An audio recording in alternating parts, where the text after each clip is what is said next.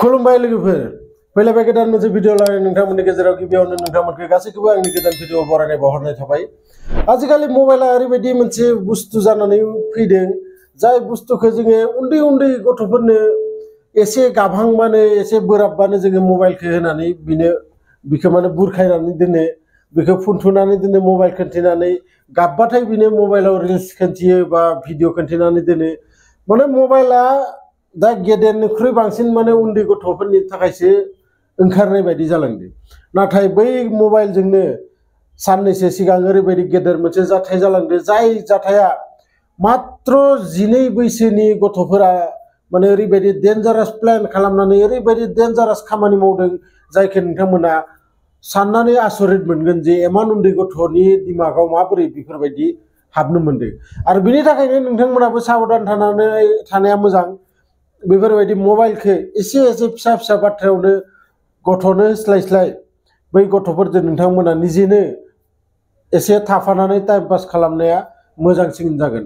मानोना 3 गथ' दंमोन गंसे मबाइल लानानै, बिसोरो गंसे गावसोरनि गामि खाथिनि मोनसे फिल्ड दंमोन, बै फिल्डआव 3बो बे जनानै भिडिअ नायबाय दंमोन।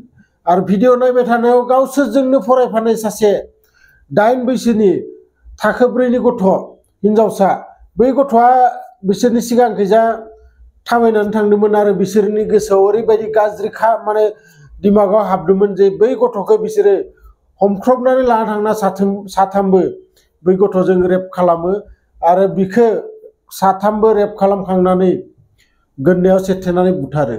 आरो बुथारखांनानै बिसोरो फिल्डनिफ्राय साइकेलनि उनाव केरियाराव खेथाबनानै बै गथ'खौ बिनि सायाव जाबोर माबा माबि जाबसिनना होनानै बिखौ लाना थांनानै दैमाफाराव 3बो प्लान खालामो, अन्थाइ गिलिरजों बै हिनजावसा गथ'खौ खानानै दैमायाव गारहयो।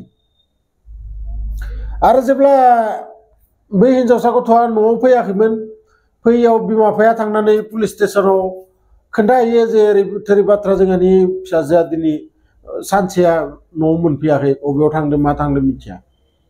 आरो बिनि उनाव पुलिसा गासै इनकुवारि खालामो आरो इनकुवारि खालामनानै बै 3 गथ'खौनो बै जायगायाव नुनो मोनो सिगां सुबुंफोरनिफ्राय। आरो सोंख्ल'नायाव बै गथ'फोराबो उनाव गिनानै गावसोरनि दायखौ खोन्थानानै लायो।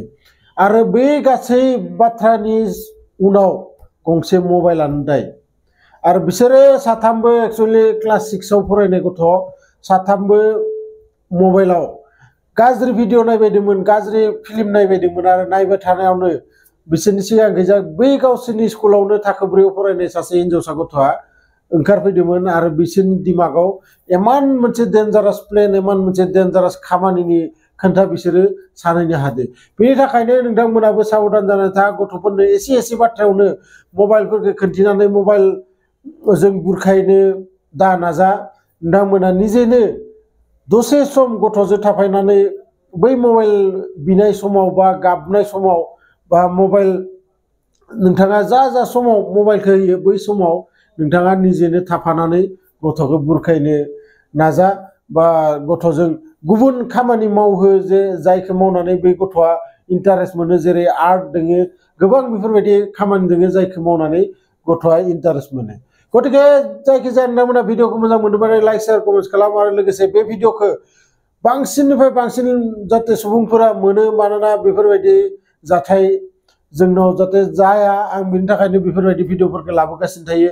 लोगो मोनगोन बेफोरबायदिनो मोनसे इन्टारेस्टिं भिडिअ लानानै नेक्स्ट भिडिअआव। गोजोन्थों।